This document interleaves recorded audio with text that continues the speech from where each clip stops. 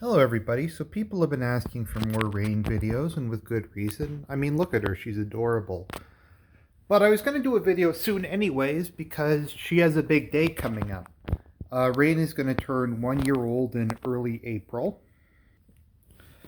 I'm not sure exactly when she was born, but I got her when she was, I think, 12 to 14 weeks old. And that was 12 to 14 weeks after early April. So I just say April 1st because the exact date doesn't really matter. It's just a nice, easy to remember date. So obviously there's another couple of months before I've had her for a full year, but in the meantime, she's turning 1 year old. So I don't know if she's fully an adult cat yet. From my understanding, cats grow until they're about a year old. It depends a bit on the breed. Maine Coons, which are the biggest species of cat, breed of cat, can take up to I think 3 or 4 years to reach their full height, but they're really big kitties. I also, from my understanding, cats that get fixed before they go through puberty before they go into heat the first time, tend to grow a bit longer and get a bit bigger. So I had fixed Raine like as soon as she was old enough, and she hadn't gone into heat yet. So she might grow for a while longer, maybe another 6 months. I don't think she'll ever be a very big kitty. If she is actually half Angora, which is a bit of a press X to doubt, but I always wanted a Turkish Angora ever since I watched James Bond movies as a kid, so I like to say that she is an Angora, at least half of one. They're not a very big breed of cat, so she's never going to be a very big kitty. But that's probably a good thing. I mean, there's a lot of advantages to having a smaller animal. Mainly just because I'm probably going to be living in apartments for for the foreseeable future. So I won't have a ton of space. And if you don't have a lot of space, it's better to have a smaller animal because it seems like there's more space to them. So that's a good thing. I mean, also, of course, they eat less, but that's not really an issue. Her food is extremely inexpensive. Um, Cats are actually pretty cheap pets once you get them taken care of. So, like, once she got fixed, once she got her shots, when I got her, she had parasites. So I had to pay for, like, stool tests, and then I also had to pay for medication for her, which was a fun experience, a very fun experience. Someone's trying to be clever and hide. It's kind of funny because she doesn't get how tall I am, I think. So she hides behind things where I can clearly look over.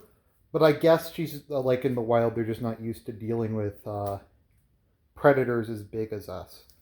So yeah, when I first got Raine, she had parasites, which is pretty common in kittens. I know when I first got her, she smelled extremely bad. And she had, like, I don't want to get too gross, but she had, like, matted poop on her fur. So when I took her to the vet, they fortunately took that off. So it was a pretty normal, standard thing.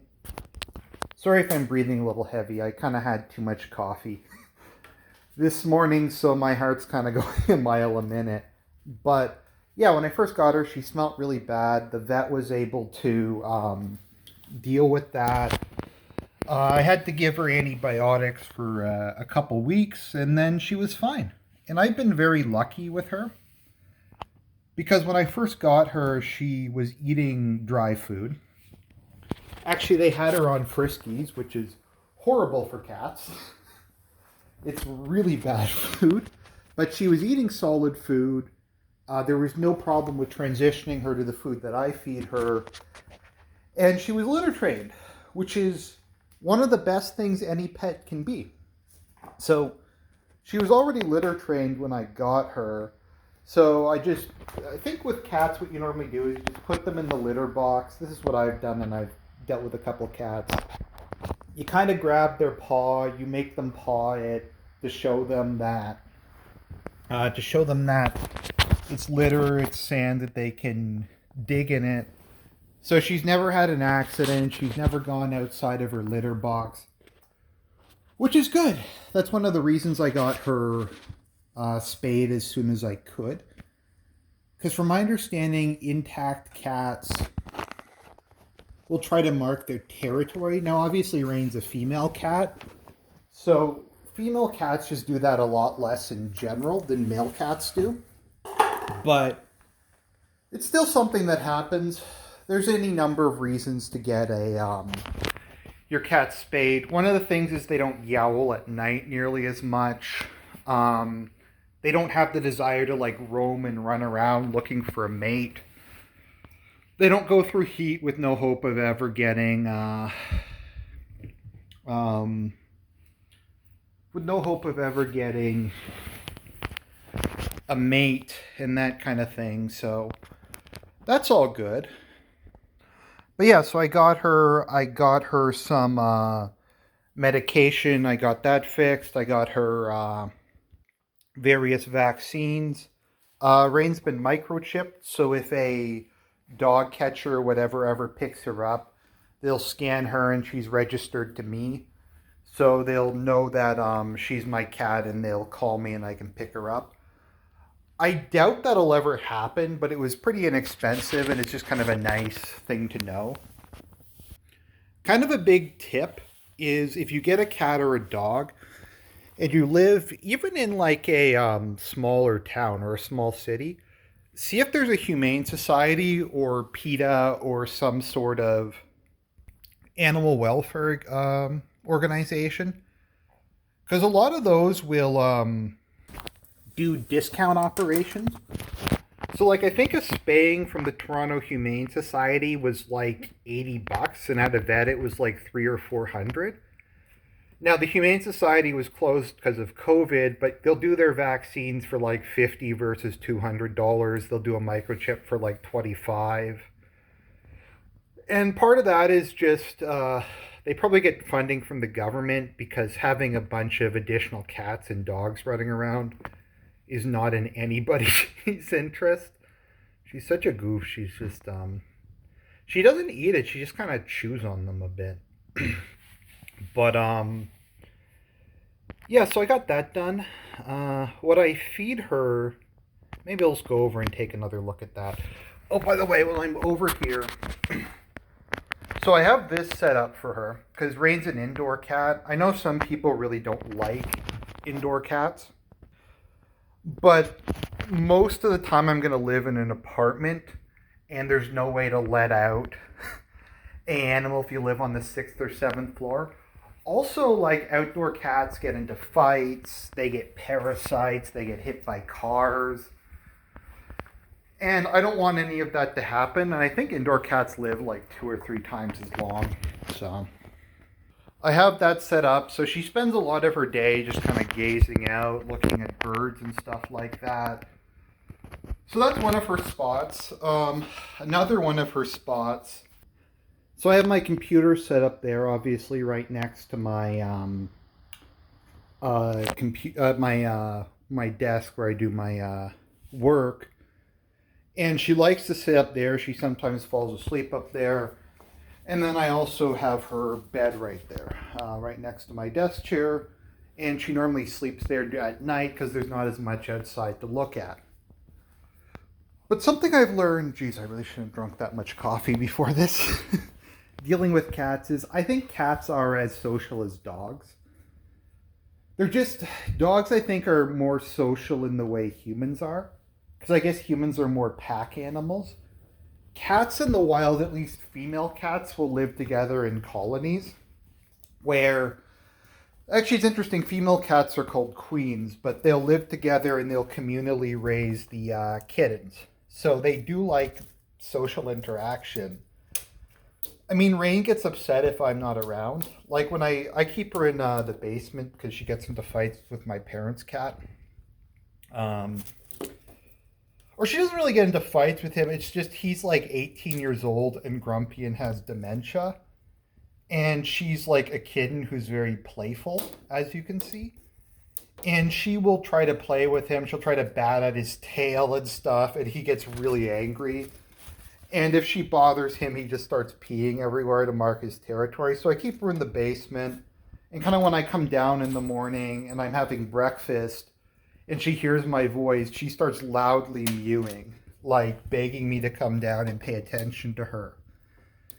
I think that's something a lot of cats do is they have their person, and I raised her. So I don't think they exactly think you're their parent, but they think they give you kind of a similar role in their life. Obviously, calling your cat or your dog like your baby, your fur baby, is really creepy. Calling me her father is really bad. I mean, no, girl, don't eat that. She's my kitty and I'm her human. I'm her owner. That's kind of how I'd put it.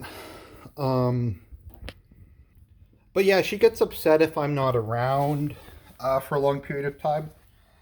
Back when I used to let her roam the house more, if I was like in my room or something, she'd come up and sit on my bed. If I was watching TV, she'll come over and sleep in a chair. Cats, oftentimes it's recommended if you're not going to be around very much to get two of them. And they'll bond and it's good for them. Mammals are a bit different from like reptiles, because reptiles, some of them are social like garter snakes. But most of them prefer to be alone and to spend most of their time by themselves and they feel secure. Mammals need social interaction, at least animals like cats. So it was a good time to get one because I've been wanting to get a cat for years. And COVID was a good opportunity. So I've heard different things. Some people will adopt adult cats and they'll have a really good experience and the cat will bond with them just fine and they'll become best friends. Some people prefer to get a cat at a young age and socialize themselves and raise them themselves so they can kind of imprint on them or develop a really close bond. And that's what I opted to do with Raine. Now, I was going to try to adopt a cat, but the Humane Society was closed due to COVID. So I was originally going to try and get a kitten, because there's plenty of those that need homes, but I couldn't, so I had to buy her off of Kijiji. So Raine was $300 Canadian. $300 Canadian with, I think, like a $50 delivery fee. They, like, drove out to my apartment and passed her off to me. But I mean, it's kind of hard to tell. They said she was playful and calm, which is largely true. She got a lot more energetic when she didn't have parasites anymore, which I think is very understandable, to be honest. But yeah, I mean, partially what you're looking for with cats is if they have kind of like a patterning you like. And Raine is obviously a tuxedo cat, which isn't like a breed, it's just a pattern. But she has a really nice tuxedo pattern. Like, it's very, at least on her face, symmetrical. Because some cats will have like a big white splotch or something, and yeah. And she has like an all white belly. So I've mentioned a couple of times the name Raine was actually suggested by my sister. She sent me like a list of names. I was originally thinking of calling her Marta or Elspeth. But my sister suggested Raine, and then because of, I liked it, so I was thinking, oh, the Rains of Castamere. That's a good name. And then later I looked it up and like, oh, Raine means queen. And I hadn't really realized that female cats were called queens. And it kind of worked because one of my favorite games of all time, and I've mentioned this a number of times, is Persona 5. So Morgana's a tuxedo cat, and Makoto's code name is Queen. So I have a tuxedo cat named Queen, also just a very nice sounding name. It's a good female name, a good name for a cat. Also, there's Rain Sage from Tales of Symphonia. But, yeah, so I got her. Now, the type of food I give her is this. I did a bunch of research. Rain wants to help me show it off. And I got Kirkland. So this is good for cats of all ages, chicken and rice. So this is really inexpensive. This is only like $32, and this is only my second bag. And there's still a ton of it left. But I did a bunch of research, so if you look at the ingredients, let me see what this is. So, I'm almost like Steve MRE info. Okay. It's not focusing very well. Sorry about that. Maybe it's just the lighting or my camera's not working. But if you look at it, so the first ingredient is chicken, then chicken meal, then whole grain rice, then chicken fat, then I think salmon oil, and those are the main ingredients. Now, no grain is really good for cats because they're obligate carnivores and they can't really digest non-meat products very well. But rice is a lot better than corn. And like Friskies uses corn instead of rice. And not only does it use corn instead of rice, but it's the main ingredient. So like on that one, that's chicken. So that's just like normal chicken like you would eat. A chicken meal would be other parts of the chicken, I guess, dried and ground. It's interesting when you talk about like meat byproducts. Geez, I drank too much coffee this morning. If you talk about meat byproducts, what a meat byproduct is it's not like some weird chemical synthetic thing. It literally just means the parts of the animal that are not what humans would normally eat. So that would be organs, skin, ligaments, sometimes bones. And it's just that stuff ground up. And that's very important for cats and other animals because in the wild, Raine wouldn't be eating like a fillet. She wouldn't be eating a chicken breast. She'd be eating the whole chicken or she'd be eating the whole mouse or whatever. And that's important for complete nutrition. So some people have been saying you should feed her a raw diet or you should make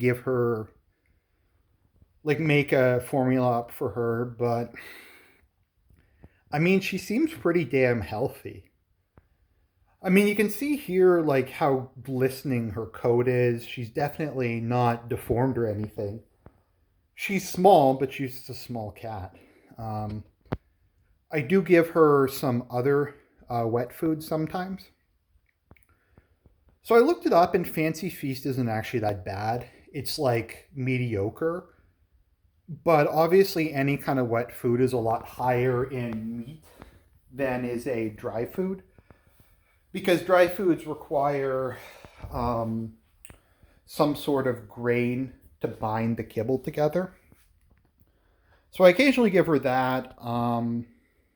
There are some decent like President's Choice, extra meaty or some stuff like that I sometimes give her. But yeah, mostly kibble. She seems to be doing fine on it. She likes eating it. Raine likes eating, but she's pretty active, so I'm not particularly worried. That and I mean she was a kid or kind of a baby until recently, so they eat a lot. So I occasionally give her some of that. I occasionally give her some treats, but I mean she definitely, like I said, looks healthy, and she acts healthy. So she's a good girl, and I said I can't really be happier with her. It's been a great experience raising her myself.